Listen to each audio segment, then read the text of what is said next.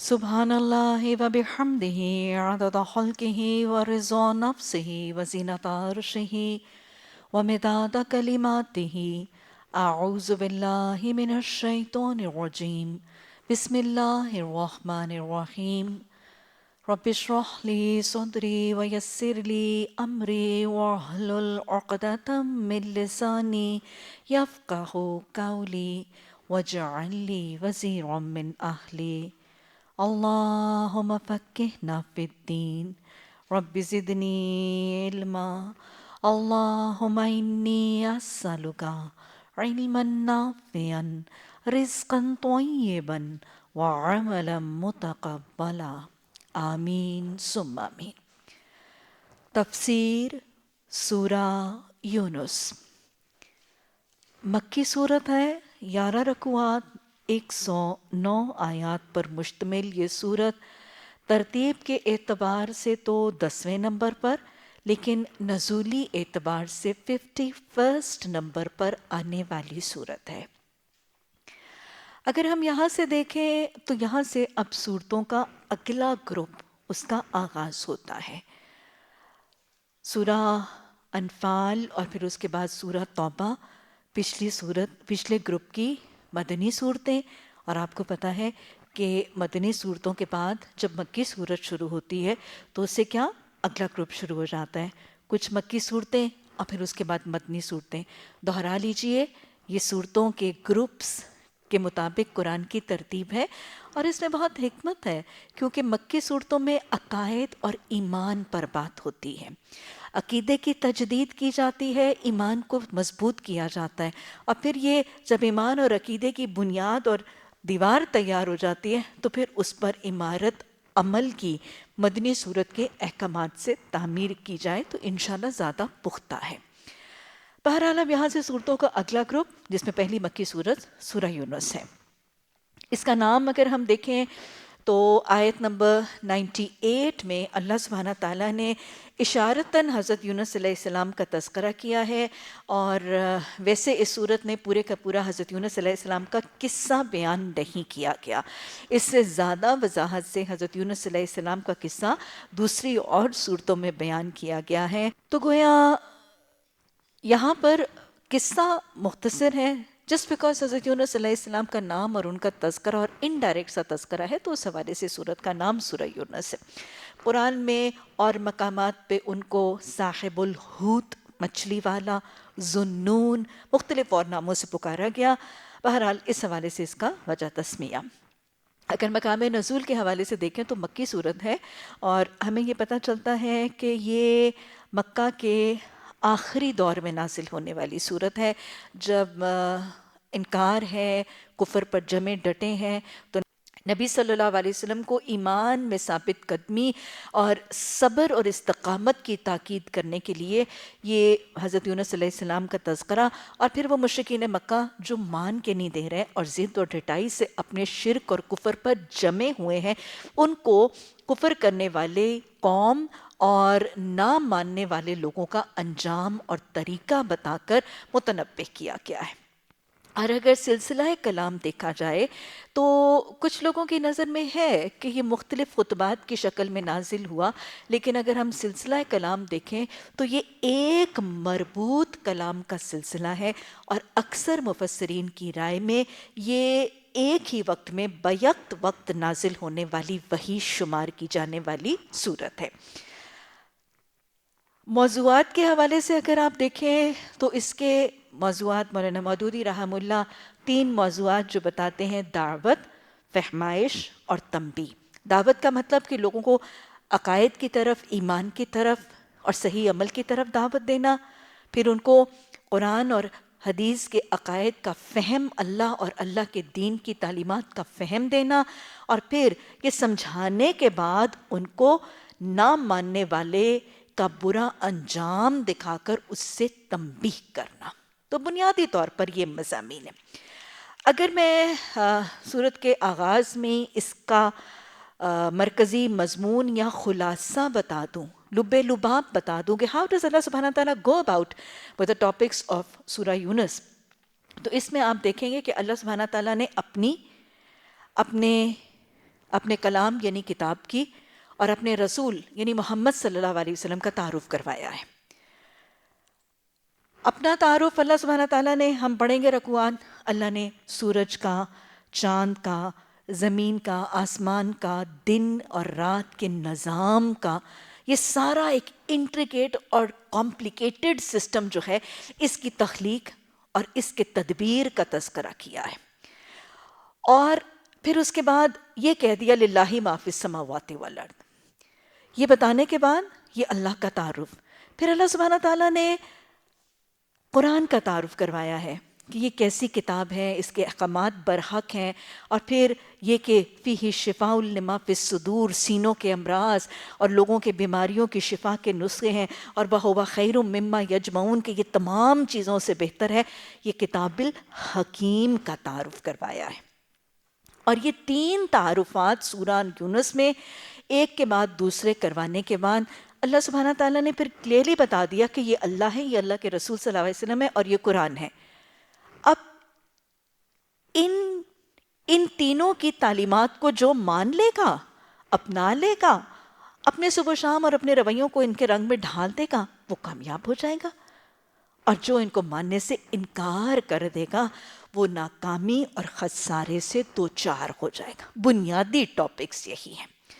اور یہ بتانے کے بعد اللہ سبحانہ تعالیٰ نے نہ ماننے والی ایک قوم حضرت یونس علیہ السلام کی قوم کی مثال دے کر تکذیب کرنے والے، انکار اور کفر پر جمنے والے قوموں کو تنبیہ کا طریقہ اختیار کیا۔ تو یہ بنیادی طور پر خلاصہ ہے سورہ یونس کا۔ بسم اللہ الرحمن الرحیم، الف لام را، تلک آیات الکتاب الحکیم، یہ آیات ہیں، یعنی یہ قاری قرآن، یہ جو تم سورت پڑھنے جا رہے ہو، یہ مضامین، یہ آیات، یہ سورت جو تم پڑھنے جا رہے ہو، یہ آیات ہیں الکتاب کی۔ اور کیسی کتاب ہے یہ؟ الحکیم۔ قرآن کی ایک صفت کتاب الحکیم کے حوالے سے بتائی گئی۔ اللہ کی صفت ہے اللہ حکیم ہے، تو گویا جب رب حکیم ہے، اس کی صفت حکمت ہے، تو اس کا کلام کیسا ہوگا؟ جیسا کوئی شخص ویسا اس کا کلام۔ ایک پڑھے لکھے شخص کی بات، اس کے اندر اس کا علم جھلکتا ہے۔ ایک جاہل، ایک ان پڑھ کے کلام اور اس کی بات کے اندر اس کی جہالت جھلکتی ہے۔ ایک فحش اور ایک بد کردار کی گفتگو کے اندر اس کی بے حیائی جھلکتی ہے۔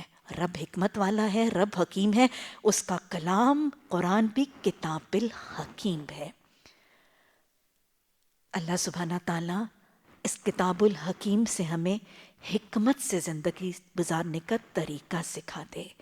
اللہ اس کتاب الحکیم کے تعلق کی بنیاد پر ہمیں حکمت اور دانائی سے لوگوں کو دعوت اور تبلیغ کرنے کا انداز سکھا دے۔ اللہ سبحانہ تعالیٰ نے قرآن کا تعارف کروایا کہ یہ کتاب الحکیم ہے۔ کیا لوگوں کو اس بات پر تعجب ہو گیا کہ ہم نے انہی میں سے ایک آدمی کو اشارہ کیا؟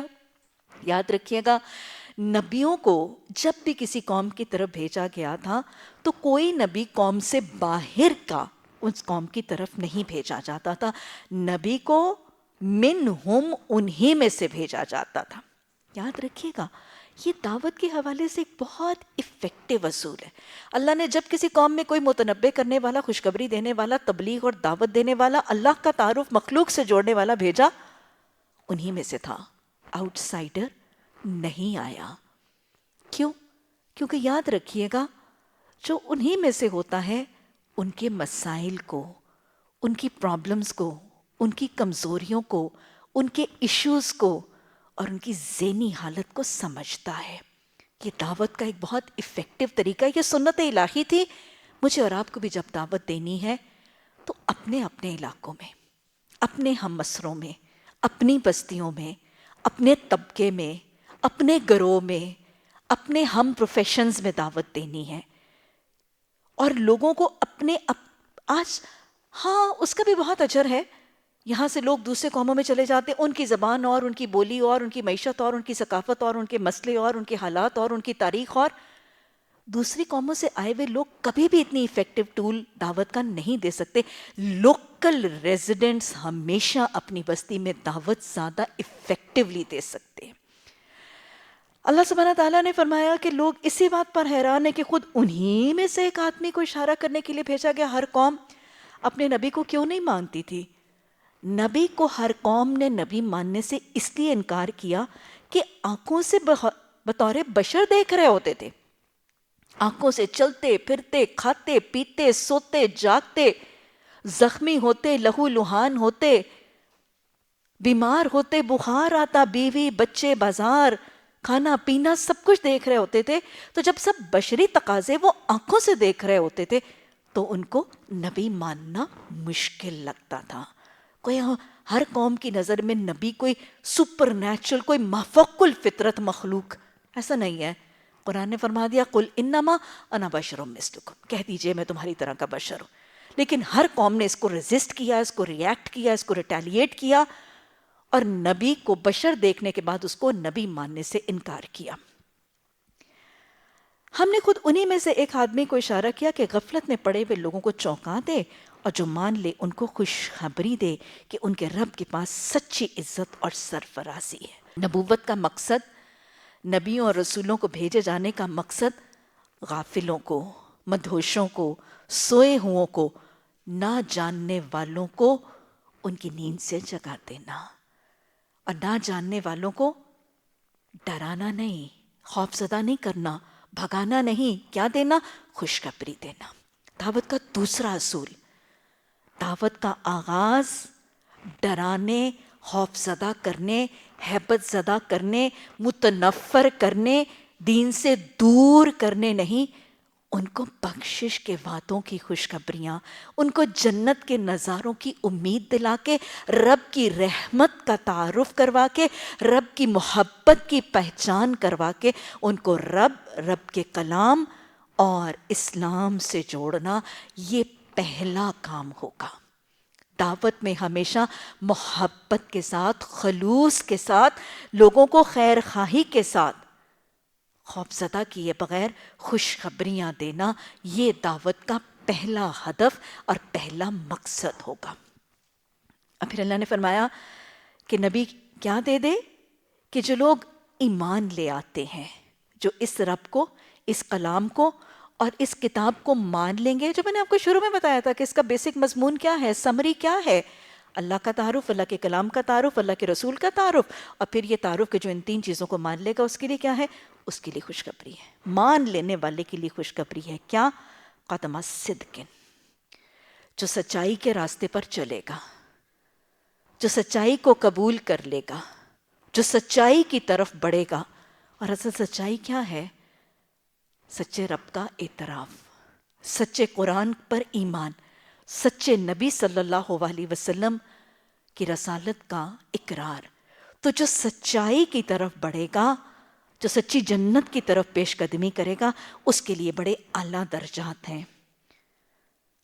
لیکن اس دعوت کے باوجود کافروں نے کیا کہا؟ اِنَّ هَٰذَا لَسَاحِرٌ مُبِینٌ، کہ یہ تو کھلم کھلا جادو ہے. آپ کو پتہ ہے کہ رسول اللہ صلی اللہ علیہ وسلم پر جو بہت سے اعتراضات لگائے جاتے تھے، ان میں سے ایک اعتراض کیا تھا؟ ساحر، جادوگر. یہ جو اعتراض مکہ کی ساری ہی بستی رسول اللہ صلی اللہ علیہ وسلم پر لگاتی تھی، اور میوچل کنسنسس کے ساتھ لگاتی تھی کہ یہ کہہ دو کہ محمد صلی اللہ علیہ وسلم جادوگر ہیں. اس کی حقیقت کیا تھی؟ کیا واقعی جادوگر تھے؟ ہاں، ایک طرح کا جادو تو تھا. وہ واقعہ دہرائیں.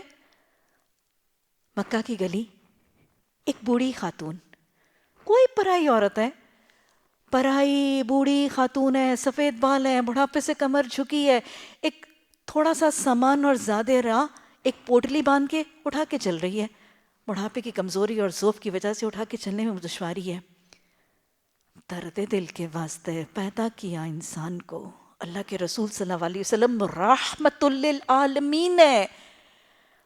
آپ نے اس پرائی بڑھیا عورت کو دیکھ کر کیا کہا؟ وہ جو آپ نے فرمایا تھا وہ ہم میں سے نہیں ہے، جو ہمارے بڑوں کی عزت نہیں کرتا اور ہمارے بچوں پر شفقت نہیں کرتا۔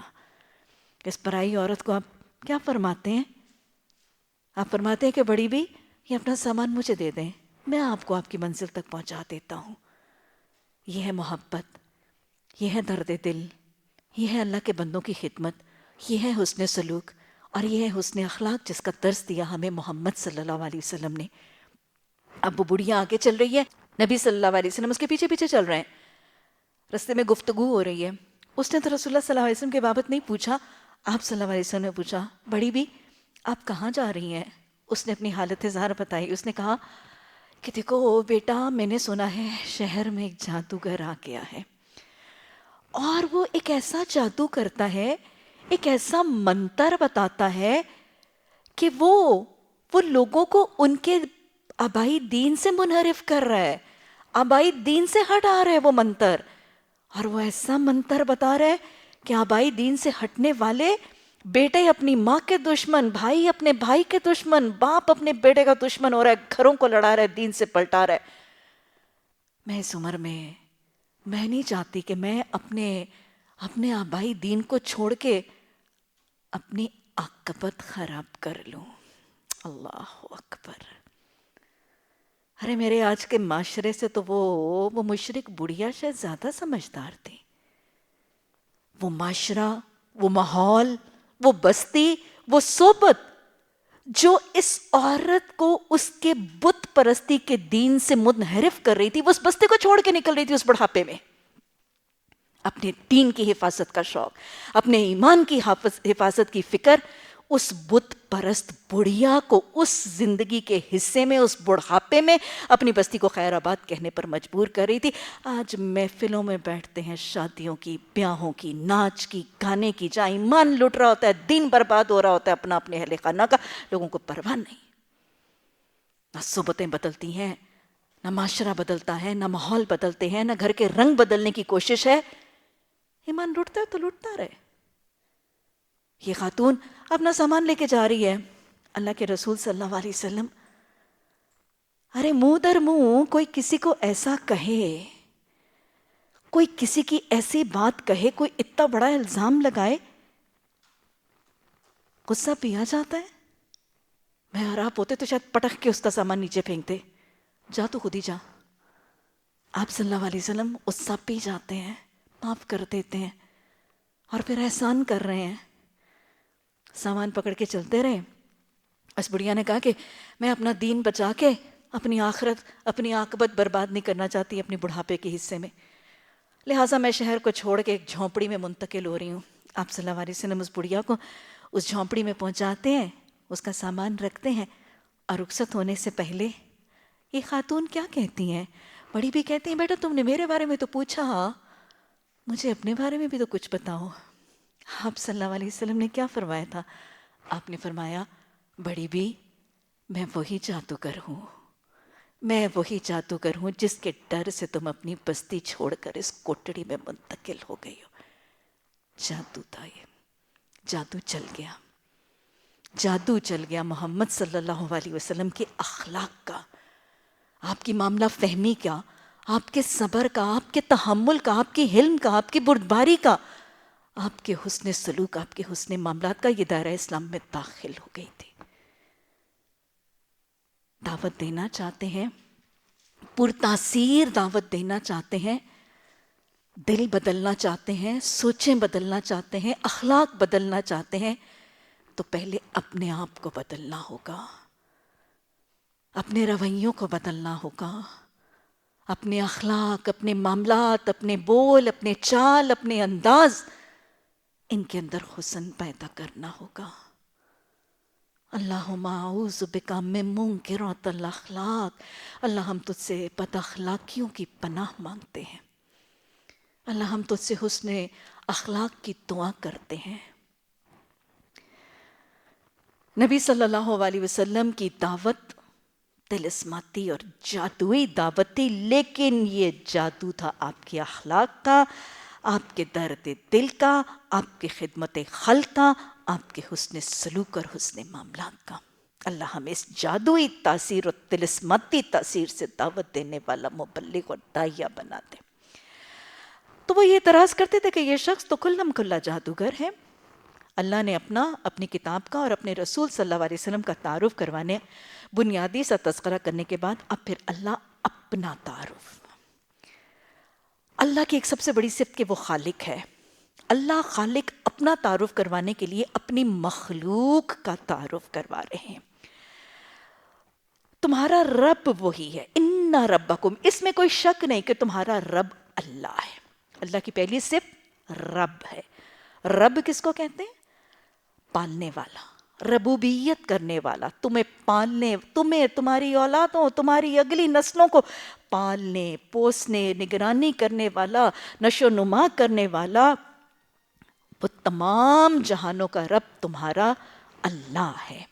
اور تمہارا رب وہ اللہ ہے، تمہاری ربوبیت وہ رب کر رہا ہے جس نے کیا کیا؟ خلق السماوات والارض، جس نے زمین اور آسمان کو بنایا ہے کتنی دیر میں؟ فی ستۃ ایام، 6 دنوں میں اتنا gross complicated intricate structure of the universe جس نے بنا کے تخلیق کر کے کھڑا کر دیا، اس کو الہ بنانے کو کہا جا رہا ہے۔ جس نے یہ سب کچھ زمین آسمان بنایا، پھر اس کے بعد تمہاری یہ سارے نظام کی ربوبیت کرتا ہے، اس کو الہ بنانے کا حکم دیا جا رہا ہے۔ اس الہ، اس خالق کا تعارف کروایا جا رہا ہے۔ وہ صرف خالق نہیں تھا، خالق ہونے کے بعد وہ رب بھی ہے، اپنی مخلوق سے غافل نہیں ہے، اس کی ربوبیت بھی کرتا ہے۔ ربوبیت کرنے کے لیے ثم استوى الی العرش، پھر وہ عرش پر مستوی ہو گیا۔ استوى الی العرش قرآن کی متشابہات میں سے ہے۔ سورہ ال عمران میں ہم پڑھ چکے ہیں کہ قرآن میں 2 قسم کی آیات ہیں، محکمات اور متشابہات۔ متشابہات وہ آیات ہیں جن کا مطلب واضح نہیں ہوتا، مطلب، معنی، مفہوم ہم اس کو کمپریہینڈ نہیں کر سکتے نا، ہمارے ادراک، ہمارے فہم سے بیونڈ ہے۔ متشابہات ہی تو ہیں۔ اللہ سبحانہ تعالیٰ کا عرش کس چیز کا بنا ہوا ہے؟ کیسا ہے؟ کیا سائز ہے؟ کیا حیت ہے؟ کیا شیپ ہے؟ کیا ٹیکسچر ہے؟ کہاں پر ہے؟ پوزیشن کیا ہے؟ خود ہی ہے یا کوئی سپورٹڈ ہے؟ یہ سب چیزیں میں اور آپ نہیں ادراک کر سکتے۔ اور اسی طرح اس کے عرش کے ساتھ، اس کے اوپر اس کے جلوہ ریز ہونے، اس کے متمکن ہونے، اس کے مستوی ہونے کی کیا کیفیت ہے؟ یہ انسان اپنے لمیٹڈ فہم کے ساتھ کمپریہینڈ نہیں کر سکتا۔ تو لہٰذا یہ آیات کیا ہیں؟ یہ متشابہات ہیں۔ اور قرآن ایک مومن کو متشابہات کے ساتھ کیا طریقہ سکھاتا ہے؟ ان کی قرید میں نہیں جانا، ان کے ٹو میں نہیں جانا، ان کا تجسس نہیں کرنا، ان میں ٹیڑھ نہیں ڈھونڈنا۔ کیا کہنا ہے؟ آمنا بہ، آمنا بہ کل من عند ربنا، میں اس پر ایمان لاتا ہوں، اللہ کہتا ہے کہ اس کا عرش ہے، اس پر وہ مستوی ہے، بس میں اس پر ایمان لاتا ہوں، یہ سب میرے رب کی طرف سے۔ اللہ ہمیں ایسے ایمان کی توفیق عطا فرمائے۔ تو اللہ سبحانہ تعالیٰ جو خالق ہے، خالق ہونے کے بعد وہ کیا کرتا ہے؟ وہ ربوبیت کرتا ہے، پالتا ہے۔ یعنی تخلیق کے بعد اپنی تخلیق کو چھوڑ نہیں دیا اس نے، اپنی مخلوق سے غافل نہیں ہو گیا، اپنی کائنات سے ہاتھ ہٹا نہیں لیا، اپنے عرش کے اوپر مستوی ہو کر یدبر الامر، وہ سارے معاملات کی تدبیر کرتا ہے، اپنی تخلیق کی ربوبیت کی تدبیر کرتا ہے، طریقے اختیار کرتا ہے۔ اور پھر صرف یہی نہیں، ما من شفیع الا من بعد اذنہ، چونکہ سارا نظام اس کے ہاتھ میں ہے، سارا سسٹم اور کنٹرول اس کے ہاتھ میں ہے، ربوبیت اس کے ہاتھ میں ہے، تخلیق اس کے ہاتھ میں ہے، معاملات کی تدبیر اس کے ہاتھ میں، اگلا پچھلا وہ جانتا ہے، لہٰذا شفاعت اس کے حکم کے بغیر نہیں ہوگی۔ عقیدہ شفاعت پہ ہم آیت الکرسی میں وضاحت سے بات کر چکے ہیں۔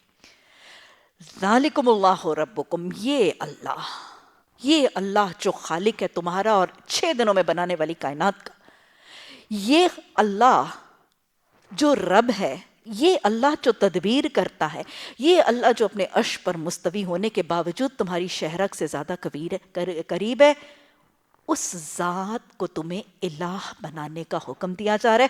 فَاعْبُدُوهُ، اس اللہ کی عبادت کرو. ہر قسم کے شرک کی نفی. یہ جو بتوں کو پوجتے ہو، سورج چاند ستاروں کو پوجتے ہو، درختوں کو پتھروں کو پوجتے ہو، دیوتا دیویوں کو پوجتے ہو، قبروں والوں کو پوجتے ہو، نہ وہ خالق ہیں، نہ وہ رب ہے، نہ وہ عرش پر مستوی ہیں، نہ کائنات کی تدبیر کرتے ہیں. تو لہٰذا فَاعْبُدُوهُ. فَاعْبُدُوهُ کا مطلب عبادت اس کی کرو، جسمانی، مالی، روحانی عبادت. ہم ایاک نعبد میں عبادت کا مفہوم بڑی وضاحت سے بات کر چکے ہیں. گویا جسمانی، مالی، روحانی عبادت اس کی کرو. اور عبادت کا دوسرا مطلب اب کیا کرتا ہے؟ بندگی اس کی کرو، اطاعت اس کی کرو. افلا تذکرون. کیا تم نصیحت اور یاد دہانی قبول نہیں کرتے؟ جھنجھوڑا گیا. اس کی عبادت کی طرف یاد دہانی کیوں قبول کرو؟ الیہ مرجعکم. اس لیے اس کی بندگی کرو، اس لیے اس کی اطاعت کرو، اس لیے اس کے احکامات مانو، اس لیے اس کی پوجا کرو، اس لیے اس کی پرستش کرو، کیونکہ تمہیں جانا اس کے پاس ہے. اچھا شاید میں بچ جاؤں گی. جميعا، سب کو جانا ہے، سچی جانا ہے. وعد اللہ حقا. یہ تو اللہ کا سچا وعدہ ہے. کیسے جائیں گے؟ ہم تو مر جاتے ہیں، ہم کیسے جائیں گے؟ انہ یبدأ الخلق. وہ سب سے پہلے بھی ابتدا کرتا ہے. ثم یعیدہ. اسکیپ نہیں ہے. اللہ کا سچا وعدہ ہے، تمہیں جانا ہی جانا ہے. مر بھی جاؤ گے، وہ پہلے بھی بناتا ہے، وہ پھر بھی اعادہ کرتا ہے. اس لیے اب تمہیں کتنا ربط ہے، کتنا تسلسل ہے، کتنی لاجک ہے اور کتنا وزن ہے. ہر آنے والے سوال، جو سوال بعد میں آتا ہے، اس کا جواب پہلے موجود ہے. آپ دیکھیں تسلسل سے یہ سوال ذہن میں آتے ہیں. اللہ سبحانہ تعالیٰ کس کو الہ مانوں؟ بیٹا تمہارا خالق ہے. اچھا اس نے بنا دیا. اب کیا؟ ارے تمہاری ربوبیت بھی کرتا ہے. اچھا کرتا تھا، اب تدبیر بھی کر رہا ہے. کیوں مانوں؟ اس لیے مانوں سفارش وہی کرے گا. اچھا تو کیا کروں؟ عبادت کرو. کیوں کروں؟ اسی کی طرف جانا ہے. شاید میں بچ جاؤں. نہیں، اللہ کا سچا وعدہ ہے. کس کو جانا ہے؟ سب کو جانا ہے.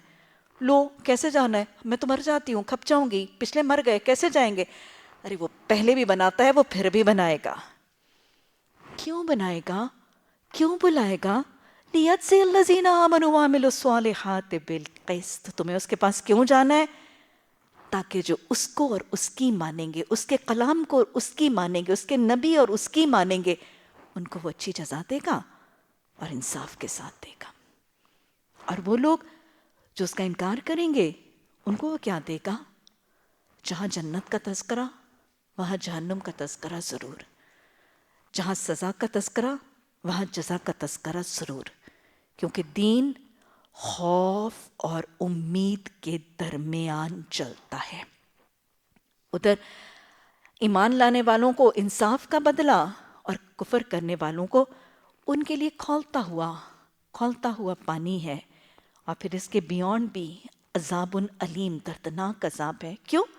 بما کانوا یکفرون. اس وجہ سے کہ وہ انکار کرتے تھے.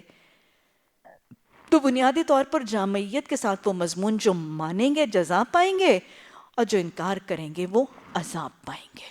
یہ تصور ہے جو بنیادی مضمون لب لباب ہے سورہ یونس کا.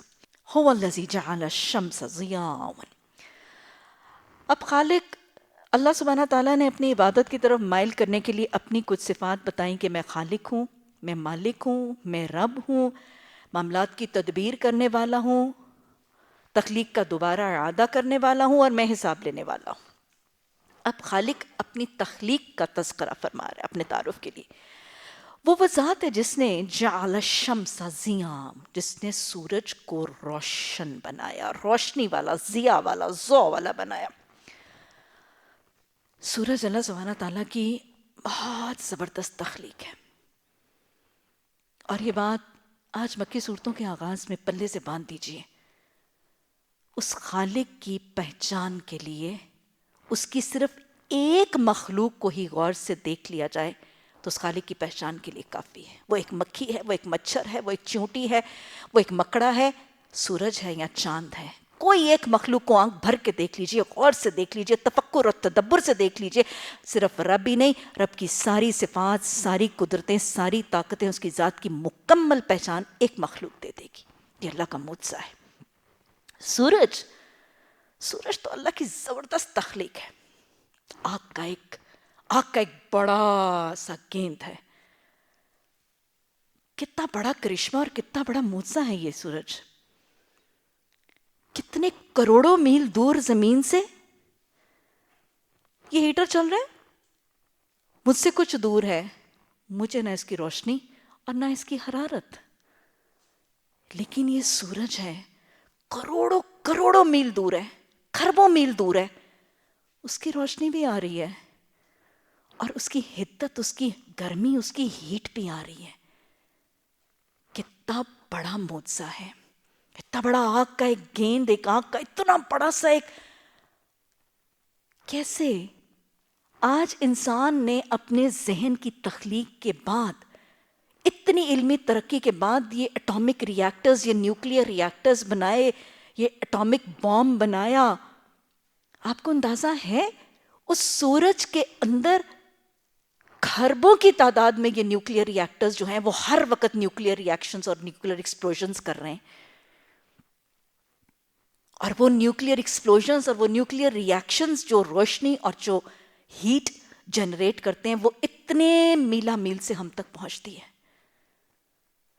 اور یہ دو چیزیں سورج کی روشنی اور سورج کی حرارت, یہ ہماری اس روئے زمین کی زندگی کی بقا کا ذریعہ ہے. زندگی گھومتی ہے اس کے گرد. ارے صرف دن اور رات نہیں گھومتے, صرف موسم نہیں گھومتے, چرند پرند حیوانات نباتات کی زندگیاں گھومتی ہیں. ہر چیز کا سورس فائنلی سورج پہ جا کے رک جاتا ہے. اتنی زبردست مخلوق ہے یہ میرا رب ہے.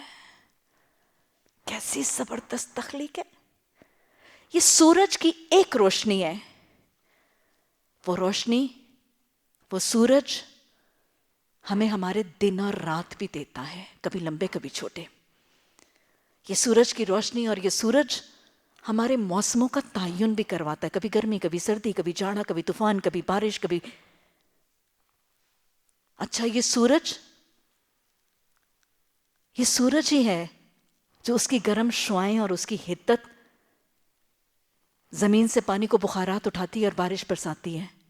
یہ سورج ہی ہے جس کی تپش, جس کی حرارت کی وجہ سے ہوائیں چلتی ہیں.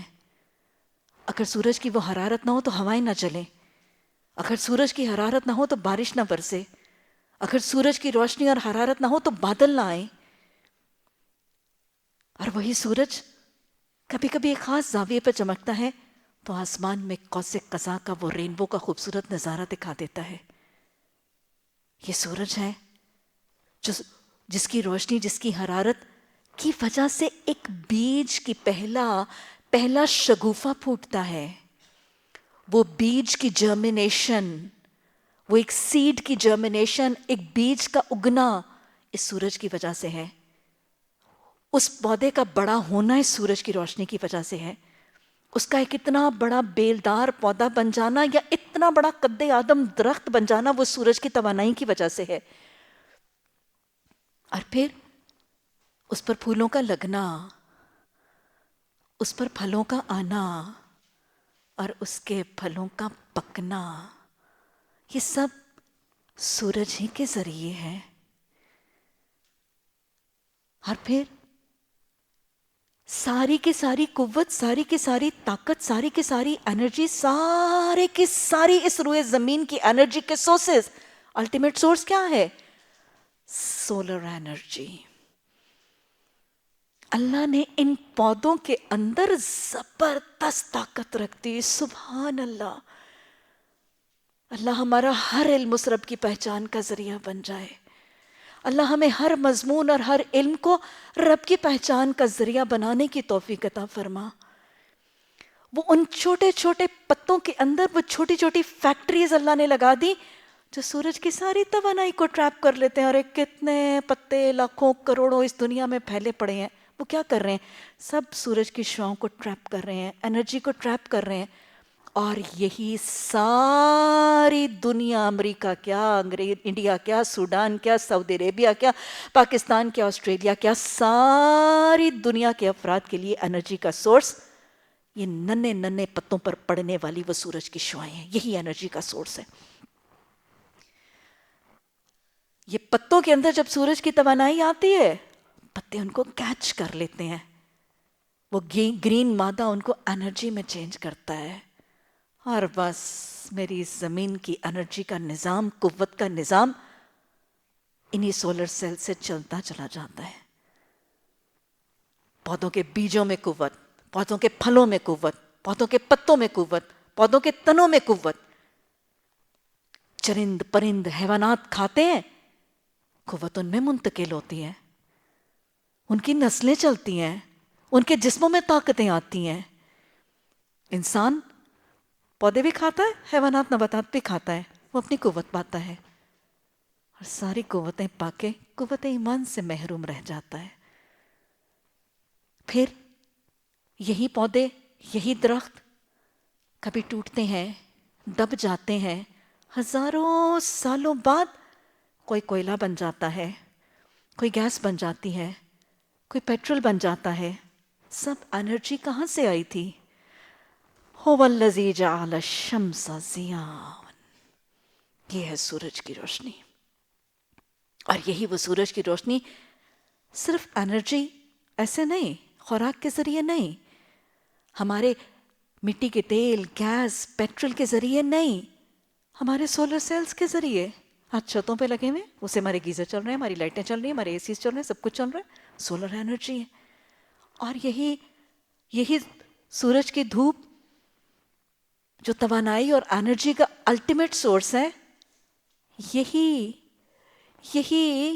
چیزوں کو خشک بھی کرتی ہے، ہمارے کپڑوں کو خشک کرتی ہے، ہماری چیزوں میں سے گندگی اور پلیدگی اور نجاستوں کو دور کرتی ہے. جراثیم کش ہے یہ سورج کی روشنی، بیکٹیریسائڈل اور جرمسائڈل ہے یہ سورج کی روشنی. اور پھر یہ سورج کی روشنی ہمارے لیے راحت کا پیغام، دن کا پیغام، روشنیوں کی علامت، امید کی علامت بن کے آتی ہے، اور کتنے اور کام کر کے دکھاتی ہے. آج سائنسدانوں نے اس کو فائبر آپٹک میں قید کر کے اپنے کمروں میں پہنچا لیا. یہ ہے سورج کی روشنی، یہ میرا رب ہے، یہ اس کی تخلیق ہے. یاد رکھیے گا، انسان بناتا ہے، ایک چیز اس کی ایک کام کرتی ہے، حد دو کام کرتی ہے. میرا رب بناتا ہے، اس کی ایک مخلوق کروڑوں کام کرتی ہے، اور بہترین انداز میں کرتی ہے. یہ خالق ہے، اور میں اور آپ مخلوق ہیں. اللہ ہمیں خالق کی پہچان عطا فرما دے. اس نے سورج بنایا، روشنی کا ستارہ بنایا، اور وَالْقَمَرَ نُورًا، اور اس نے چاند کو بھی ایک نور کا ذریعہ بنا دیا، ایک روشنی کا ذریعہ بنا دیا.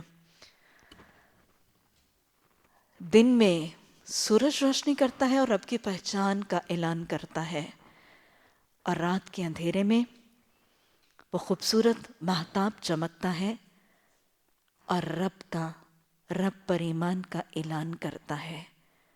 وہ چاند کی چاندنی، اس کی ٹھنڈک، اس کا حسن، اور پھر اس کا سکون. اور یہ صرف چاند کبھی گھٹتا ہے، کبھی بڑھ جاتا ہے. اور پھر یاد رکھیے گا، یہ چاند ہی ہے جو سمندروں کی لہروں کے اندر مد و جزر کرتا ہے. یہ کرنٹس کا اٹھنا، کرنٹس کا گھٹنا، یہ سب چاند کے ساتھ ہے.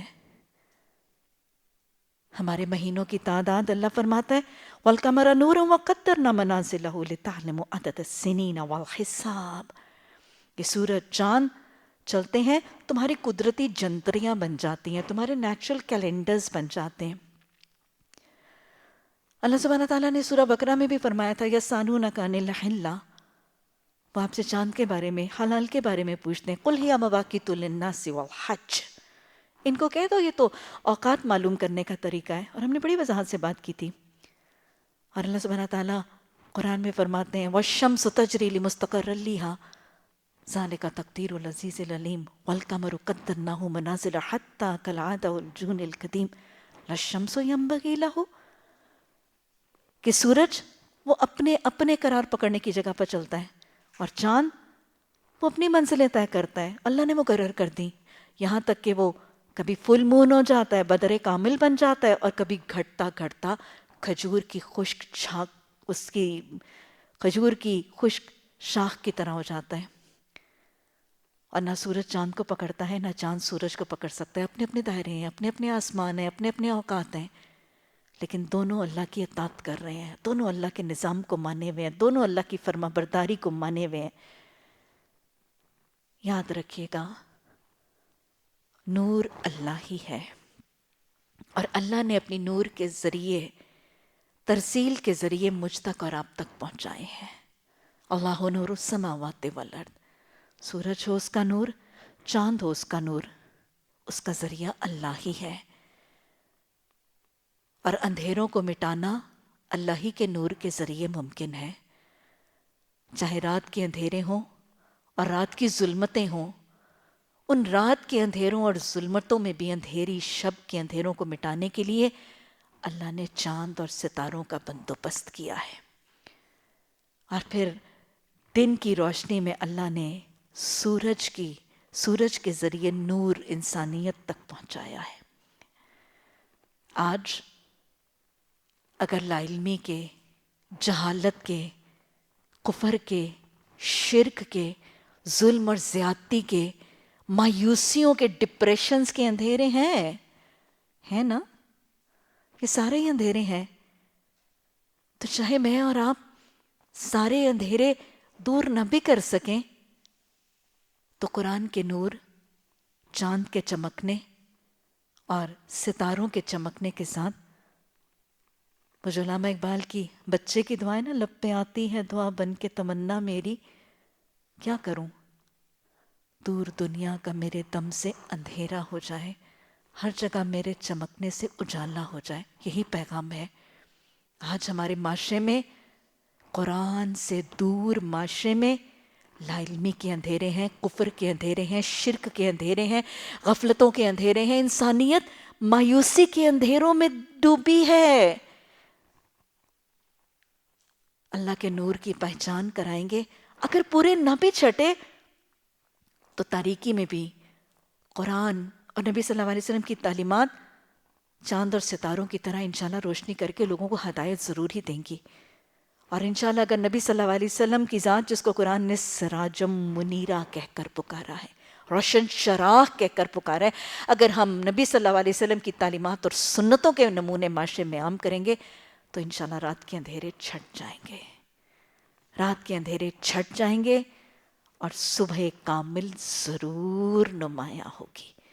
اللہ ہمیں قرآن، حدیث اور سنتوں کے پر نور تعلیمات سے معاشرے کو منور کرنے کی توفیق عطا فرما دے. اللہ نے یہ سب کچھ کیوں بنایا؟ اتنا کمپلیکیٹڈ، سورج، چاند، ستارے، زمین، آسمان، دن، رات، ماہ، سال، موسم کیوں بنایا؟ اللہ نے فرمایا یہ کھیل کے طور پر نہیں، با مقصد بنایا ہے. وہ اپنی نشانیاں کھول کھول کر پیش کر رہے ہیں ان لوگوں کے لیے جو علم رکھتے ہیں. یقیناً رات اور دن کے الٹ پھیر میں اور ہر اس چیز میں جو اللہ نے زمینوں اور آسمانوں میں پیدا کی ہیں، نشانیاں ہیں ان لوگوں کے لیے جو غلط روی سے بچنا چاہتے ہیں. اللہ اپنی تخلیق اور اپنی مخلوق کا تذکرہ کرنے کے بعد وہ خالق سوال کر رہے ہیں، تم بتاؤ یہ میں نے سارا کچھ کیوں بنایا؟ ذرا سوچیں. دنیا میں کوئی چیز بنانے والا کیا بیکار بناتا ہے؟ بے مقصد بناتا ہے؟ کسی نے یہ گھڑی بنائی، کسی نے آپ کے ہاتھ میں جو قلم ہے وہ بنایا، کسی نے یہ لائٹ بنائی، کسی نے یہ پنکھا بنایا، بیکار بنایا؟ کوئی بنانے والا انسان، اپنی چھوٹی سی عقل والا، چھوٹی سی دنیا والا، کوئی چیز بیکار نہیں بناتا، بے مقصد نہیں بناتا، الل ٹپ نہیں بناتا. تو انسان چھوٹی سی تخلیق بیکار نہیں بناتا، تو مجھے بتائیں وہ خالق، وہ خلاق، کیا اس نے اتنا بڑا کارنامہ ہستی بیکار بنایا ہوگا؟ نہیں. ہلکی سی عقل رکھنے والا شخص یہ سمجھ سکتا ہے کہ اتنا کمپلیکیٹڈ، اتنا انٹریکیٹ، اتنا well organize system of the universe ایسے نہیں بنایا گیا تھا. یہ ڈرامے کے لیے نہیں بنایا گیا تھا کہ آئیں ہم اپنی زندگی کا ڈرامہ ایکٹ کریں اور رخصت ہو جائیں. نہ، دیر واز اے بگر مقصد. کیا تھا؟ اللہ نے بتا دیا ہے. لیبلوکم ایکم احسن عملا. میں نے یہ سب کچھ کھیل کے طور پر نہیں بنایا، مقصد کے طور پر بنایا. اور ان کو بنانے کا مقصد کیا تھا؟ تاکہ یہ تمہارا امتحان گاہ ہو، یہ تمہاری آزمائش، تمہارے پرکھنے کی جگہ، تمہارا ایگزامینیشن ہال کے طور پر بنایا گیا. دنیا کو بنانے کا مقصد کیا ہے؟ امتحان گاہ ہے. یہ میرا اور آپ کا پرکھے جانے کا وقت ہے. جب یہ جگہ امتحان گاہ ہے تو میرا اور آپ کا قیام اور میرا اور آپ کا سٹے اس میں کیا ہے؟ امتحان ہے.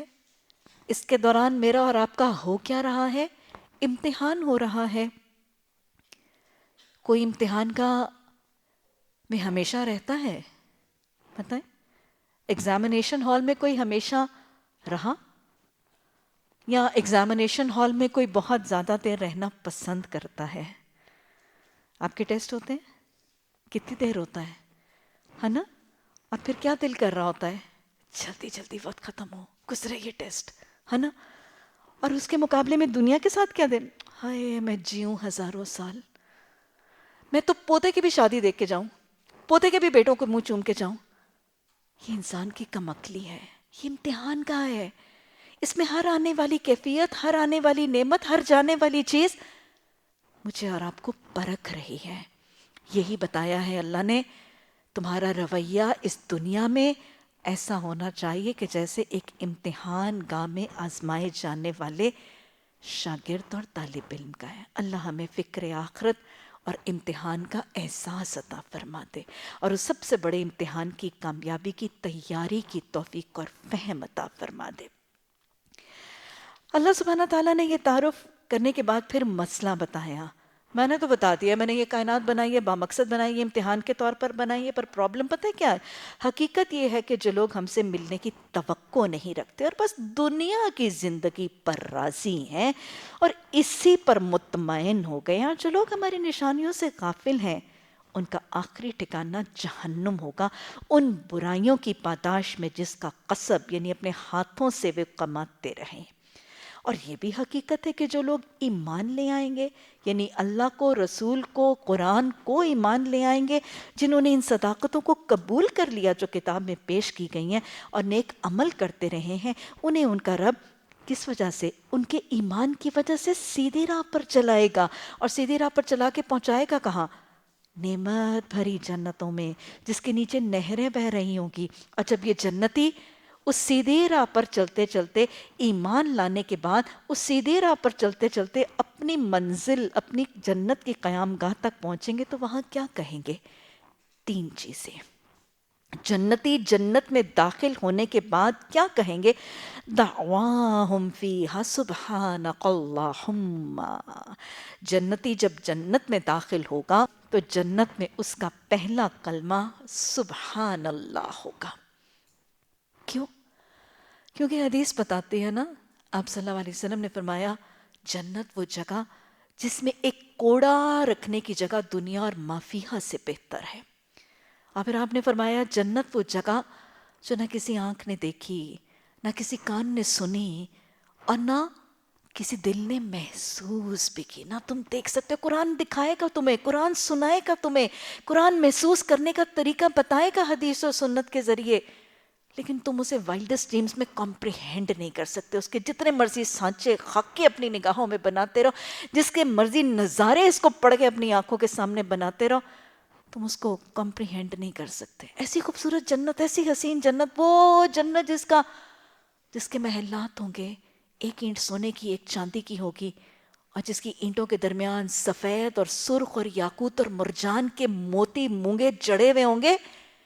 وہ اتنے خوبصورت گھر، وہ اتنے خوبصورت باغ، وہ اتنے خوبصورت پھل، اس کو دیکھنے کے بعد جنتی فوراً کیا کہیں گے؟ سبحان اللہ. یاد رکھیے گا، یہ جنتی وہاں پر جا کے نعمتوں کو دیکھ کر سبحان اللہ کیوں کہیں گے؟ اس میں واضح طور پر یہ بتاتی ہے کہ انسان جیسا اس دنیا میں ہے نا، موت کے بعد بھی اسی مزاج، اسی رویے، انہی اخلاق اور انہی طریقوں کے ساتھ دوبارہ پیدا کیا جائے گا.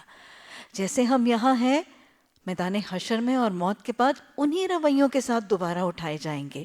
یہ نہیں ہوگا کہ کوئی شخص یہاں پہ کسی اور مزاج اور کسی اور طریقے کا ہے اور وہاں پہ بڑا اچھا سا نیک پاک سا بچہ بن کے اٹھ جائے گا. یہ ایکسپیکٹ مت کیجئے جیسے یہاں پہ ہیں ویسے ہی وہاں ہوں گے، بلکہ جیسے وہاں ہونا چاہتے ہیں، اللہ سے ملاقات کے وقت جیسے ملنا چاہتے ہیں، ویسے آج اپنے آپ کو بنانے کی ضرورت ہے.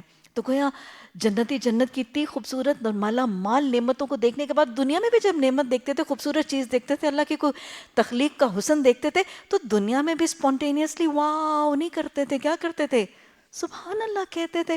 تو دنیا میں واو نہیں، دنیا میں سبحان اللہ کہنے والے بھی وہاں کیا کہیں گے؟ وہاں پہ اللہ کی نعمتوں کو دیکھ کر پھر سپونٹینیسلی ابرپٹلی ان کی سیکنڈ فیچر اور سیکنڈ نیچر کے مطابق ان کی زبان سے وہاں پہ بھی سبحان اللہ نکلے گا. پھر کیا؟ وَتَحَيَّتُهُمْ فِيهَا السَّلَامُ. ہاں اس کے بعد جب آپس میں ملیں گے، جنت کے داروغہ سے ملیں گے، تو ملاقات کا آغاز کیسے کریں گے؟ سلام کے ساتھ. کیوں؟ کیونکہ دنیا میں بھی تو یہ سلام کے طریقے پر عامل تھے نا اپنی ملاقاتوں کے آغاز میں، بڑوں کو چھوٹوں کو، کیونکہ حدیث کے الفاظ ہم جانتے ہیں اور یہ لوگ بھی جانتے تھے جنتی. سلام کرو چاہے جانو یا نہ جانو، اور سلام میں پہل کرنے والا اللہ کی رحمت سے زیادہ قریب ہوگا. اور پھر وہ نبی صلی اللہ علیہ وسلم کی حدیث کے الفاظ کہ تم جنت میں نہیں جا سکتے جب تک تم مومن نہ ہو، اور تم مومن نہیں ہو سکتے جب تک آپس میں ایک دوسرے سے محبت نہ کرو. اور پھر آپ نے سوال کیا کیا میں تمہیں باہمی محبت کا طریقہ نہ بتا دوں؟ آپ نے فرمایا سلام کو پھیلاؤ. تو گویا سلام کو پھیلانے والے دنیا میں بھی سلام کرتے تھے، وہی جنت میں جائیں گے. اور سلام کے ساتھ جنت کی وہ حدیث بھی ہے نا، آپ سے پوچھا گیا یا رسول اللہ صلی اللہ علیہ وسلم ہمیں جنت میں جانے والے اعمال بتائیے. آپ نے فرمایا بھوکوں کو کھلاؤ، رشتوں کو ملاؤ، سلام کو پھیلاؤ، نماز اس وقت پڑھو جب لوگ سو رہے ہوں، تم جنت میں داخل ہو جاؤ گے. تو ان کو دنیا میں سلام اور جنت کا یہ تعلق پتا تھا، تو گویا دنیا میں بھی سلام میں سبقت لے جاتے تھے، پہل کرتے تھے. اور ویسے بھی حدیث نے بتایا نا کہ سلام میں پہل کرنا دل کو کبر سے صاف کرتا ہے، اور جس کے دل میں تکبر کا رائی کے برابر بھی معاملہ ہوگا وہ جنت میں داخل نہیں ہوگا. تو جنتی پھر کون سے لوگ ہوں گے؟ جو نبی صلی اللہ علیہ وسلم اور قرآن کی سلام کی تعلیمات کو جاننے ماننے کے بعد اس پر عامل تھے. دنیا میں سلام میں سبقت کرنے والے یہ جنتی ہوں گے. جب جنت سے داخل ہوں گے تو جنت کے دوسرے جنتیوں کو اور جنت کے داروغہ کو ان کو سلام کریں گے. اور پھر جب جنت میں داخل ہوں گے تو دوسری پکار کیا ہوگی؟ الحمدللہ. الحمدللہ کیوں کہیں گے؟ کیونکہ دنیا میں بھی جب انہیں کوئی نعمتیں ملتی تھیں تو وہ تکبر نہیں کرتے تھے نا. وہ یہ نہیں کہتے تھے دیکھا میں بڑی سیانی تھی، دیکھا میں نے بڑی محنت کی، دیکھا میں نے بڑے پاپڑ بیلے. ہاں دنیا میں بھی جب نعمت ملتی تھی تو وہ کیا کہتے تھے؟ شکر ہے میرے رب کا. دنیا میں بھی شکر کرتے تھے، دنیا میں ذکر کرتے تھے، دنیا میں تکبر نہیں کرتے تھے. اس لیے جب دنیا کے بعد جنت میں اللہ کی اتنی زبردست خوبصورت نعمتیں ملیں گی تب بھی اللہ محسن رب کا اعتراف، شکر اور حمد و ثنا کریں گے. اور ویسے بھی ہمیں حدیث میں پتہ چلتا ہے کہ آپ صلی اللہ علیہ وسلم نے فرمایا کہ اللہ کے حکم سے جنتیوں پر ذکر کو الہام کر دیا جائے گا، بالکل ویسے جیسے انسان پر سانس کو الہام کر دیا جاتا ہے. بات سمجھ میں آئی؟ الہام کا مطلب جیسے ہمارے جسم میں اللہ سبحانہ تعالیٰ کے حکم سے سانس کا الہام ہے نا، ہمیں اپنے پھپھڑوں کو یا اپنے مسلز کو کہنا تو نہیں پڑتا نا کہ سانس لو، یا ہمیں وائلنٹلی کوشش تو نہیں کرنی پڑتی. بغیر کسی کوشش کے، بغیر جانے، بغیر محسوس کیے ہم خود سے خود سانس لیتے رہتے ہیں. ذکر کی ہمیں کوشش کرنی پڑتی ہے نا. لیکن جنتیوں کے اوپر اللہ سبحانہ تعالیٰ کے حکم سے ذکر اور تسبیحات کو بالکل ویسے الہام کر دیا جائے گا جیسے ہمارے جسموں میں سانس کو الہام کیا گیا. تو وہ ہر ذکر پر اٹھتے بیٹھتے جنتی آٹومیٹکلی، ریفلیکسلی، خود بخود ذکر کرتے جائیں گے. یہ جنتیوں کی صفت ہوگی. کیونکہ یاد رکھیے گا دنیا میں بھی ذکر کی کثرت کرنے والے انشاءاللہ جنت کا وعدہ دیے گئے ہیں۔ اللہ سبحانہ تعالیٰ نے جنتیوں کی صفات جہاں کی ہیں، متقیوں کی اور جنتوں کی صفات قرآن میں بارہا آتی ہیں۔ الذین یذکرون اللہ قیاما وقعودا وعلی جنوبہم، مومن متقی جنتی وہ ہیں جو کھڑے بیٹھے لیٹے پہلوؤں پر اللہ کو یاد کرتے ہیں۔ اور پھر اللہ سبحانہ تعالیٰ نے جنتیوں کی صفات ایک اور جگہ جہاں بتائی ہیں، اور قرآن میں وہ بہت ہی پیاری سی آیت ہے جہاں 7 صفات اللہ سبحانہ تعالیٰ نے جنتیوں کی دی ہیں۔ ان المسلمین والمسلمات والمومنین والمومنات، اللہ نے 7 صفات جو ہیں وہ جنتیوں کی بتائی ہیں۔ اور میں وہ آیت پڑھتی ہوں تو مجھے ایسے لگتا ہے کہ جیسے اللہ سبحانہ تعالیٰ نے 7 موتیوں کی ایک لڑی بتائی ہے جس کو اپنے گلے میں پہننے سے کوئی شخص جنتی بن جاتا ہے، یا 7 لڑیوں والی ایک مالا بتائی ہے جس کو پہننے سے کوئی جنتی بنے گا۔ تو وہ 7 صفتوں کے بالکل اختتام میں اللہ نے کیا بتایا ہے؟ وَالذَّاكِرِينَ اللَّهَ كَثِيرًا وَالذَّاكِرَاتِ، وَالذَّاكِرِينَ اللَّهَ كَثِيرًا وَالذَّاكِرَاتِ أَعَدَّ لَهُمْ جَنَّاتٌ، یہ وہ لوگ ہیں جن کے لیے اللہ نے جنت تیار کی ہے۔ تو گویا ذکر حصول جنت کا ذریعہ ہے، ذاکر زبان ہے، جو رسول اللہ صلی اللہ علیہ وسلم نے فرمایا تھا۔ سوال کیا گیا تھا نا، یا رسول اللہ صلی اللہ علیہ وسلم اب سونے چاندی کے ڈھیر تو ہم جمع نہیں کرتے، قرآن کی آیت آئی تھی نا کہ وہ لوگ جو سونے چاندی کے ڈھیر جمع کرتے ہیں اور اس میں خرچ نہیں کرتے، ان کو کیا کرو؟ فَبَشِّرْهُم بِعَذَابٍ أَلِيمٍ، ان کو دردناک عذاب کی خوشخبری سناؤ۔ تو جب یہ قرآن کی آیت آئی سورہ توبہ کی تو صحابہ اکرام رسول اللہ صلی اللہ علیہ وسلم کی خدمت میں حاضر ہوئے اور فرمایا یا رسول اللہ صلی اللہ علیہ وسلم، اب ہم سونا چاندی کے ڈھیر تو جمع کرنے کی خواہش نہیں رکھتے، اب ہمیں بتائیں کہ پھر ہم کیا جمع کیا کریں؟ نہیں، جمع کرنے کی خواہش تو کچھ ہے نا، اب کیا جمع کریں؟ اب سونا چاندی تو جمع نہیں کرتے، وہ تو خواہش ہی نکل گئی اس آیت کو پڑھنے کے بعد۔ اللہ ہمیں بھی غنی کر دے، اللہ ہمیں بھی غنی کر دے۔ تو آپ صلی اللہ علیہ وسلم نے فرمایا تھا جمع کیے جانے کے لائق 4 چیزیں ہیں، یعنی اگر کلیکٹ کرنا چاہتے ہو، گیدر کرنا چاہتے ہو، خزانے بنانا چاہتے ہو نا کسی چیز کے، تو 4 چیزیں جمع کیے جانے کے لائق ہیں۔ کون سی؟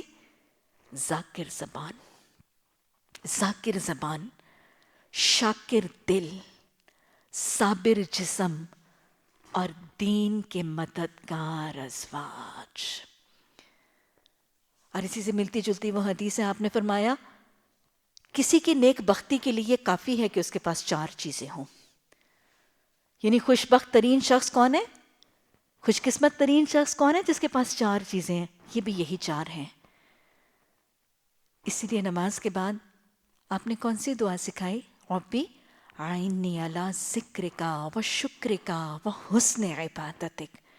تو گویا یہ ذکر ہے، یہ ذکر ہے جو لوگوں کو جنت تک پہنچائے گا۔ جو دنیا میں ذکر کی کثرت کرتے تھے ان کے جنت کا وعدہ موجود ہے، کیونکہ ذکر کتنی بڑی چیز ہے۔ صحابہ اکرام نے پوچھا نا یا رسول اللہ صلی اللہ علیہ وسلم، ہم سب روزہ رکھتے ہیں، سب سے زیادہ اجر کس کا ہوگا؟ آپ نے فرمایا جو ذکر زیادہ کرے گا۔ پھر سوال ہوا ہم حج کرتے ہیں، سب سے زیادہ اجر کس کا ہوگا؟ آپ نے فرمایا جو ذکر زیادہ کرے گا۔ پھر سوال آیا ہم جہاد کرتے ہیں، سب سے زیادہ اجر کس کا ہوگا؟ آپ نے فرمایا جو ذکر زیادہ کرے گا۔ تو سوچیں ذکر کی فضیلت، جو جتنا زیادہ ذکر کرے گا، جس عمل کے دوران ذکر کرے گا اس کا اجر بڑھتا جائے گا، جنت میں جائے گا نا۔ تو یہی ذکر کی فضیلت ہے۔ اور جو دنیا میں وَالذَّاكِرِينَ اللَّهَ كَثِيرًا وَالذَّاكِرَاتِ ہیں، وہی جنت میں جا کر وہاں بھی اللہ کا ذکر اور اللہ کی تسبیح ہی کریں گے۔ اور پھر یہ کتنی خوبصورت سا انداز ہے، آپ دیکھیں کہ ایسے سپونٹینیس تینوں آرڈر میں ہے، پہلے الحمدللہ، پھر سلام اور پھر سبحان اللہ نہیں ہے، اس میں بہت ایک ربط ہے۔ دیکھیں جیسے جنتی ایک دم سے جنت میں داخل ہوں گے، نعمتیں دیکھیں گے، ایک دم سے آنکھیں چکا چوند ہو جائیں گی، خیرہ ہو جائیں گی وہاں کے حسن کو دیکھ کے، تو کیا کہیں گے؟ سبحان اللہ۔ پھر ایک دم سے ساتھی ملیں گے، السلام علیکم ورحمۃ اللہ، اور پھر جب ان کو اپنا گھر ملے گا، الحمدللہ۔ اب سمجھ آیا اس کا آرڈر؟ پہلے سبحان اللہ، پھر السلام، اور پھر کیا ہے؟ پھر اس کے بعد الحمدللہ۔ اللہ ہمیں جنت کے ان تینوں کلمات ادا کرنے والا خوش نصیب بنا دینا۔ اللہ ہمیں کثرت سے ذکر کرنے، رب کو ہر وقت یاد رکھنے۔ ذکر کیا ہے؟ زبان پہ اللہ کا نام، دل میں اللہ کی یاد۔ اللہ زبان پر اپنا نام اور دل میں اپنی یاد بسا دے۔ اللہ ہمیں وہ خوش نصیب ذاکر اور شاکر بنا دے۔ اللہ آگے فرماتے ہیں کہ اگر کہیں اللہ لوگوں کے ساتھ برا معاملہ کرنے میں بھی اتنی جلدی کرتا جتنا وہ دنیا کی بھلائی مانگنے میں جلدی کرتے ہیں تو ان کی مہلت عمل کبھی کی ختم ہو گئی ہوتی۔ اصل میں یہ کہنا کہ انسان برائی شر مانگنے میں جلدی کرتا ہے، شر مانگنے میں جلدی کرنا بسا اوقات رویوں میں نظر آتا ہے۔ آپ نے بسا اوقات دیکھا ہوگا کہ انسان غصے کی حالت میں آ کر اپنے لیے، اولادوں کے لیے، کچھ پیاروں کے لیے بسا اوقات بد دعا کے کلمات زبان سے نکال دیتا ہے۔ یہ ہے استعجلہ، جلد بازی میں اپنے لیے شر مانگنا، غصے کی حالت میں، ناراضگی اور طیش کی کیفیت میں بد دعا کے کلمات پکار لینا۔ تو اللہ سبحانہ تعالیٰ فرماتے ہیں کہ بسا اوقات انسان جو اپنے لیے شر جلدی مانگتا ہے، اگر اللہ ان دعاؤں کو قبول کرنے لگے تو پھر کیا ہو، اس کی میعاد کبھی سے پوری ہو چکی ہو۔ حدیث کی تاکید بھی مفہوم میں موجود ہے۔ آپ صلی اللہ علیہ وسلم نے فرمایا تم اپنے اور اپنی اولادوں کے لیے بد دعائیں نہ کیا کرو۔ بسا اوقات غصے میں آ کے سپونٹینیسلی اللہ اسے تو میں مری جاؤں تو اچھا ہے، اللہ فلاں کو موت دے دے۔ مطلب کئی دفعہ ایکچولی میں نے لوگوں کو بہت سخت بد دعائیہ کلمات غصے میں، اور actually they don't mean it, وہ سوچ بھی نہیں سکتے اپنے کسی پیارے کے لیے وہ کیفیت، لیکن غصے میں بسا اوقات وہ الفاظ نکل جاتے ہیں۔ تو آپ صلی اللہ علیہ وسلم کی حدیث کا وہ مفہوم کہ تم اپنے اور اپنی اولادوں کے لیے بد دعائیں نہ کیا کرو، کیا معلوم تمہاری بد دعا کسی ایسی گھڑی کو پالے جب دعا قبول ہوتی ہے اور وہ قبول ہو جائے۔ تو غصے میں، طیش میں کوئی ایسے بد دعائیہ کلمات کہنا، اس سے گریز کرنا اور اس سے پرہیز کرنا بہت زیادہ ضروری ہے۔ کوئی پتہ نہیں کس وقت لمحہ ہو اور وہ دعا قبول ہو جائے۔ اللہ سبحانہ تعالیٰ نے آگے فرمایا مگر ہمارا یہ طریقہ نہیں ہے کہ ان لوگوں کو جو ہم سے ملنے کی امید ہی نہیں رکھتے، ان کی سرکشی میں ہم بھٹکنے کے لیے چھوڑ دیتے ہیں۔ انسان کا حال یہ کہ جب اس پر کوئی سخت وقت آتا ہے تو کھڑے بیٹھے لیٹے ہمیں پکارتا ہے، اور جب ہم اس کی مصیبت ٹال دیتے ہیں تو ایسے چل کے نکلتے ہیں کہ گویا اس نے کبھی کسی برے وقت پر ہمیں پکارا ہی نہیں تھا۔ اس طرح حد سے گزر جانے والوں کے لیے ان کی کرتوتیں خوشنما بنا دی گئی ہیں۔ آپ دیکھیں اللہ نے شکوہ کیا کہ انسان کیا کرتا ہے کہ جب تکلیف آتی ہے تب تو اسے میں بڑا یاد آ جاتا ہوں، جب میں تکلیف کاٹ دیتا ہوں تو مجھے بھلا دیتا ہے۔ کیا خیال ہے دکھوں، بیماریوں، غموں، مشکلات میں، مالی تنگیوں میں لوگ تسبیحات، ذکر، وظائف سب پوچھ رہے ہوتے ہیں، کوئی وظیفہ بتا دیں، کوئی ذکر بتا دیں، کوئی تسبیح بتا دیں، کوئی قرآن کی آیت بتا دیں۔ پھر لوگوں کو سقط آیت کریمہ بھی یاد آ جاتا ہے، قرآن خوانیاں بھی یاد آ جاتی ہیں، اس وقت سقط کے خیرات، اللہ کی راہ میں خرچ کرنا، سب کچھ یاد آ جاتا ہے، اور جو ہی تکلیف کٹ جاتی ہے تو اللہ سبحانہ تعالیٰ نے اسی رویے کا تذکرہ بھی کیا اور اسی رویے کی تنقید کر کے اس کو ناپسند بھی کیا، کیونکہ مومن کو خوشی میں، غمی میں، تکلیف میں، آسانی میں، صحت میں، بیماری میں، راحت میں، دشواری میں، سب حالات میں اللہ کو یاد بھی رکھنا ہے اور امتحان کی کیفیت کو اپنے اوپر طاری بھی رکھنا ہے۔ لوگوں، تم سے پہلے کی قوموں کو جو اپنے اپنے زمانے میں برسر عروج تھی ہم نے ہلاک کر دیا جب انہوں نے ظلم کی روش اختیار کی اور ان کے رسول ان کے پاس کھلی کھلی نشانیاں لے کر آئے اور انہوں نے مان کے نہ دیا۔ اسی طرح ہم مجرموں کو ان کے جرائم کا بدلہ دیا کرتے ہیں۔ اب ان کے بعد ہم نے تم کو زمین میں ان کی جگہ دی ہے تاکہ دیکھیں تم کیسے عمل کرتے ہو۔ یہ سنت الہی ہے۔ اللہ کسی قوم کو ایک علاقہ، اس میں حکومت، اس میں طاقت، اس میں قوت، اس میں سارے اسباب اور وسائل دیتا ہے یہ پرکھنے کے لیے کہ وہ قوم اس خطے میں اللہ کا نظام، اللہ کی حاکمیت، اللہ کی فرما برداری کو رائج کرتی ہے کہ نہیں کرتی۔ اور پھر اگر وہ قوم اللہ کے طریقے کو رائج نہیں کرتی تو اللہ سبحانہ تعالیٰ اس قوم کو لے جاتا ہے اور قوموں کو لے آتا ہے۔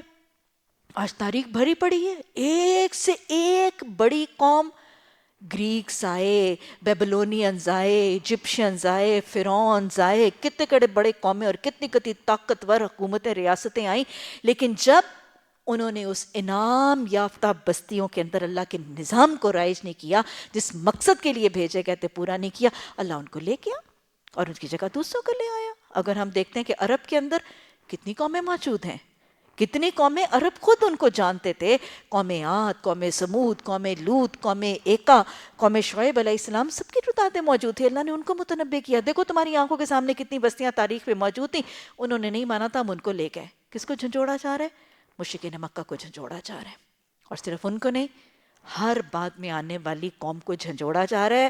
اگر اللہ کے قرآن، اللہ کے رسول صلی اللہ علیہ وسلم کے نظام کو مان کے اس کو نہیں تھامو گے، اس کو اپنا نظام میں حیات، نظام میں حکومت نہیں بناؤ گے، پچھلی قوموں کی طرح تمہیں بھی لے جایا جائے گا.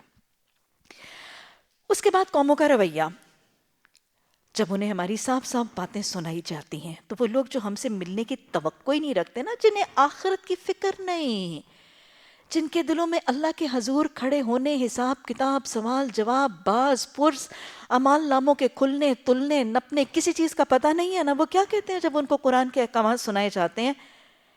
اس کے بجائے کوئی اور قرآن لے آؤ اور اس میں کچھ ترمیم کر دو.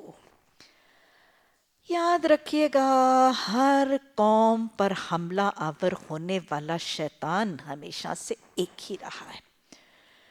اس کے ہتھیار، اس کے طریقے، اس کے وسوسے بھی ایک ہی رہے. ہر قوم کو جب اللہ کی الہامی کتاب پہنچی تو انہوں نے اپنے نبیوں سے اسی بات کا مطالبہ کیا کہ ان تعلیمات کے بجائے کوئی اور آسان، کوئی سہل، کوئی ہماری مرضی اور ہمارے نظام سے ملتی جلتی احکامات والی کتاب لے آؤ. آج بھی شیطان وہی ہے، وسوسے وہی ہیں، جملے وہی ہیں. آج قرآن کی تعلیمات سکھائی بتائی جاتی ہیں تو لوگ کیا کہتے ہیں؟ پڑھا لکھا لیٹسٹ طبقہ، شاید حکمران طبقہ، کیا کہتا ہے؟ یہ قرآن آج کے لیے نہیں ہے، قرآن آج سے 1400 سال پہلے کے لیے تھا، اس میں کچھ ترمیم کر دو، اس قرآن کو کچھ بدل دو. یہ وہی رویہ ہے، خود کو نہیں بدلتے، قرآن کو بدل دیتے ہیں. آج بھی یہ جملے موجود ہیں. آج اس قرآن اور حدیث کے تعلیمات میں کچھ اجتہاد، کچھ قیاس کرنے کی ضرورت ہے. انلائٹنڈ اسلام، ماڈریٹ اسلام کو لوگوں میں متعارف کروانے کی ضرورت ہے. آج یہی مطالبہ ہے، انلائٹنڈ اسلام اور ماڈریٹ اسلام کا. اور لایا کس کو جاتا ہے؟ اجتہاد کرو، قیاس کرو. Make an enlightened religion to make it easy for the people. یاد رکھیے گا، اسلام، ان الدین عند اللہ الاسلام، اللہ کے نزدیک ایکسیپٹیبل کوڈ آف لائف اسلامی ہے، مکمل ہو چکا ہے، کامل ہو چکا ہے. اور اللہ نے واضح طور پر فرما دیا، وَمَن يَبْتَغِ غَيْرَ الْإِسْلَامَ دِينًا فَلَن يُقْبَلَ مِنْهُ، جو اس کے علاوہ سسٹم آف لائف لے کر آئے گا وہ قبول نہیں کیا جائے گا. قُلْ إِنَّ هُدَى اللَّهِ هُوَ الْهُدَى، ہدایت صرف اللہ ہی کی ہے، یہی نظام ایکسیپٹیبل ہے. اس کے اندر تغیر، اس کے اندر تبدیلی کا کوئی تصور، لچک، چھوٹ موجود نہیں ہے. قرآن کے احکامات مکہ اور مدینہ کے دور کے لوگوں کے لیے، نبی صلی اللہ علیہ وسلم کے دور کے لوگوں کے لیے اور اس علاقے کے لوگوں کے لیے نہیں تھے، ساری دنیا کے لیے، قیامت تک کے لوگوں کے لیے. یہ ابدی احکامات ہیں، ان کو بدلنے کا اختیار اور مجاز کسی کے پاس نہیں ہے. قرآن کا حلال اور حرام، اس کی نیکی اور گناہ، اس کے جائز اور ناجائز، اس کے حق اور باطل کا تصور قیامت تک کے لیے ہے. اس کے اندر اجتہاد اور قیاس کا کوئی لچک اور کوئی کانسیپٹ موجود ہی نہیں ہے. اور ویسے بھی اجتہاد اور قیاس کے دعوے کون کرتا ہے؟ وہ جن کو پتہ بھی نہیں کہ اجتہاد کیا ہے، جن کو گمان بھی نہیں کہ قیاس کیا ہے. اجتہاد اور قیاس کن چیزوں پر ہے؟ اجتہاد اور قیاس تو شریعت کی وہ چیزیں جن کے بارے میں قرآن اور حدیث اس دور کے لوگوں کے اندر خاموش تھا. سائنس نے اتنی ترقی اور ارتقاء نہیں کیا تھا، ہیومن مائنڈ وہ احکامات کو کمپریہینڈ اور سمجھ نہیں سکتا تھا. اس دور میں ٹرانسپلانٹس کا کوئی تذکرہ نہیں تھا. اس دور کے لوگ ہیومن بلڈ ٹرانسفیوژنز کو سمجھ نہیں سکتے تھے، کارنیل ٹرانسپلانٹس کو کمپریہینڈ نہیں کر سکتے تھے، لیور ٹرانسپلانٹ کا طریقہ نہیں سمجھ سکتے تھے. ان سے بات بھی کی جاتی تو ان کو سمجھ نہ آتی. تو لہٰذا بہت سے ایسے احکامات جو اس دور کا انسان شاید شعوری اور علمی طور پر جس کو نہیں سمجھ سکتا تھا، they were not touched in قرآن اور حدیث. قرآن اور حدیث ان کے بارے میں خاموش ہے، اور انسان ترقی کرتا رہے گا، انسان کی ذہنی ارتقاء ہوتی رہے گی. ایسے کچھ چھوٹے چھوٹے مسائل جو قرآن اور حدیث میں بیان نہیں کیے گئے، ان کو باقی احادیث کی روشنی سے گائیڈنس ڈرائیو کر کے حکم کریٹ کرنا، یہ اجتہاد اور قیاس ہے. وضاحت سے انشاءاللہ پھر کسی اور دن بات ہوگی، لیکن یہ میں لبے لباب بتا رہی ہوں آپ کو. اس سے شراب، سود، زنا، ان احکامات کو بدلنے کا تصور نہیں ہے. اجتہاد قصاص کو نہیں بدل سکتا، قیاس زنا کی حد کو بدلنے کا اختیار نہیں رکھتا، یا اجتہاد کے ذریعے شراب کی حرمت یا سود کی حرمت کو ختم نہیں کیا جا سکتا.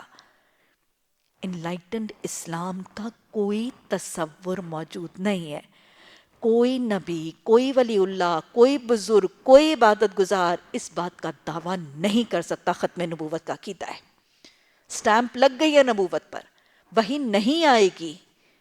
کوئی شخص اس بات کا دعویٰ نہیں کر سکتا کہ مجھے خواب کے ذریعے، مجھے وحی کے ذریعے یہ بتایا گیا کہ فلاں حکم قرآن کا چینج ہو گیا. نہیں ہو سکتا.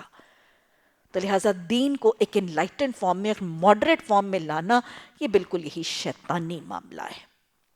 دین کامل ہے، جامع ہے، ابدی ہے، اور اس میں بدلنے کا طریقہ کار کسی کانسیپٹ میں موجود نہیں ہے. بہرحال انہوں نے کہا کہ اس کے بجائے کوئی اور قرآن لے آؤ اور اس میں ترمیم کر دو. محمد صلی اللہ علیہ وسلم یہ جو ترمیم کا دعویٰ کرتے ہیں نا، محمد صلی اللہ علیہ وسلم آپ ان سے کہہ دیجئے کہ میں اپنی طرف سے کوئی تغیر اور تبدیلی کر لوں، میں اس کا اختیار نہیں رکھتا. کون نہیں اختیار رکھتا؟ محمد صلی اللہ علیہ وسلم، محبوب خدا، خاتم المرسلین، خاتم النبیین، جن پر یہ کلام نازل ہوا تھا، جن کی حدیث ہمارے لیے رہنمائی ہے، ان کے پاس بھی اختیار نہیں تھا اس کو بدلنے کا. کسی اولیاء اللہ، کسی مفتی، کسی پیر، کسی فقیر یا کسی بڑے سے بڑے عالم، کسی کے پاس اختیار نہیں. کہہ دیجئے کہ میں اپنی طرف سے اس میں کوئی اور تغیر اور تبدیلی کر لوں، میں تو بس اس وحی کا پیروکار ہوں جو میری طرف بھیجی گئی. اگر میں بھی اس کی نافرمانی کروں تو مجھے بھی ایک بڑے ہولناک دن کے عذاب کا ڈر ہے. اور کہو اگر اللہ کی مشیت یہی ہوتی تو میں یہ قرآن تمہیں کبھی نہ سناتا، اور میں تمہیں اس کی خبر بھی نہ، اور اللہ تمہیں اس کی خبر بھی نہ دیتا. آخر میں ایک عمر تمہارے درمیان گزار چکا ہوں نا، کیا تم عقل سے کام نہیں لیتے؟ اور پھر اس سے سب سے زیادہ بڑھ کے ظالم کون ہے؟ یہ قرآن میں آیت بار بار آئے گی. وَمَنْ أَظْلَمُ مِمَّنِ افْتَرَىٰ عَلَى اللَّهِ كَذِبًا. سب سے زیادہ ظالم شخص اللہ نے اس کو کہا ہے جو اللہ پر جھوٹ بہتان گھڑتا ہے. ظلم قرآن گناہ کو کہتا ہے.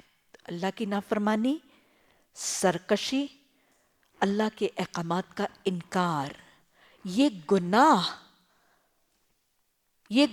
اللہ قرآن اس کو ظلم کہتا ہے. ظالم کون شخص ہے؟ گویا گناہ گار شخص. تو اللہ کیا کہہ رہے ہیں؟ اللہ کہہ رہے ہیں کہ اللہ کی نظر میں وہ سب سے بڑا ظالم ہے. اور یاد رکھیے گا، گناہ گار ظالم اس لیے بھی ہوتا ہے کہ وہ گناہ کر کے اپنی جان پر ظلم کر رہا ہوتا ہے، اپنی جان کو جہنم کا حقدار بنا رہا ہوتا ہے. اس لیے بھی ظالم کو، گناہ گار کو ظالم کہا گیا. بہرحال اللہ سبحانہ تعالیٰ فرما رہے ہیں کہ سب سے بڑا ظالم، سب سے بڑا گناہ گار کون ہے؟ جو اللہ پر بہتان گھڑتا ہے. اللہ پر بہتان گھڑنا کیا ہے؟ اس کے زمرے میں 4 چیزیں آئیں گی. جن چیزوں کو اللہ نے نیکی نہیں کہا، جن چیزوں کو قرآن، حدیث، سنت نے نیکی نہیں کہا، اس عمل پر ثواب کا وعدہ نہیں ہوا، اس کو نیکی بنا لینا. بدعت سب سے بڑا گناہ ہے گویا. جن چیزوں کو اللہ نے گناہ نہیں کہا، ان کو خود سے خود گناہ فیبریکیٹ کر کے معاشرے میں فلوٹ کر دینا. جن چیزوں کو اللہ نے نیکی کہا ہے، جن کے کرنے پر اللہ نے ثواب کا وعدہ دیا ہے، ان کو نیکی نہ ماننا. اور جن چیزوں کو اللہ نے قرآن میں گناہ کہا ہے، پروناؤنس، ڈکلیئر، اناؤنس کیا ہے، ان کو گناہ نہ ماننا. کہاں لکھا ہے قرآن پہ سر کو ڈھانپو؟ کہاں لکھا ہے قرآن میں کہ شراب حرام نہیں؟ یہ کیا ہے؟ وَمَنْ أَظْلَمُ مِمَّنِ افْتَرَى عَلَى اللَّهِ الْكَذِبَ۔ اللہ نے جس کو حلال کیا اس کو حلال نہ کرنا، اللہ نے جس کو حرام کہا اس کو حرام نہ کرنا، اللہ نے جس کو حلال کیا اس کو حرام کر دینا، اللہ نے جس کو حرام کہا ہے اس کو حلال کر لینا، جائز کو ناجائز اور ناجائز کو جائز کر دینا، نیکی کو گناہ اور گناہ کو نیکی بنا دینا، یہ ہے اللہ پر جھوٹ بہتان کھڑنا، اور اس حوالے سے بدعات کا ارتکاب کرنا، خود ساختہ نیکیوں کا تصور معاشرے میں رائج کرنا، یہ بھی ومن ازلم ممن افترا علی اللہ الکذب ہے۔ یہ لوگ اللہ کے سوا ان کی پرستش کر رہے ہیں جو نہ اس کو نقصان پہنچاتے ہیں نہ نفع۔ گویا کسی ذات کو الہ ماننے کے لیے اس کے اندر ایک طاقت اور ایک صلاحیت ہونی ضروری ہے کہ وہ نفع اور نقصان دینے والا ہونا چاہیے۔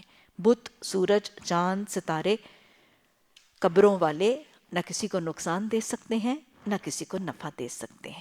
تو کسی ذات کو الہ ماننے کے لیے پھر کیا ضروری ہے کہ وہ نفع دینے والا ہو یا نقصان دینے والا ہو۔ یہ اللہ کے ہاں ہمارے سفارشی ہیں۔ اے محمد صلی اللہ علیہ وسلم ان سے کہہ دو کیا تم اللہ کو اس بات کی خبر دیتے ہو جسے نہ وہ آسمانوں میں جانتا ہے نہ زمین میں؟ پاک ہے اور وہ بالا تر ہے اس شرک سے جو یہ لوگ کرتے ہیں۔ ابتداً سارے انسان ایک ہی امت تھے، بعد میں انہوں نے مختلف عقیدے اور مسلک بنا لیے، اور اگر تیرے رب کی طرف سے پہلے ہی یہ بات طے نہ کر لی گئی ہوتی تو جس چیز میں وہ باہم اختلاف کر رہے ہیں اس کا فیصلہ کر دیا جاتا۔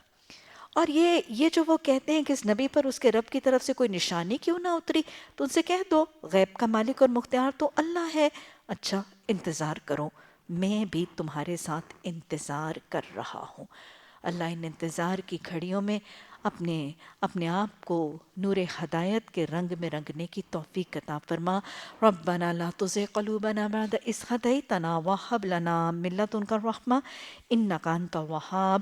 سبحانك اللهم وبحمدك نشهد أن لا إله إلا أنت نستغفرك ونتوب إليك۔ سبحان ربك رب العزة عما يصفون وسلام على المرسلين والحمد لله رب العالمين۔ آمین ثم آمین۔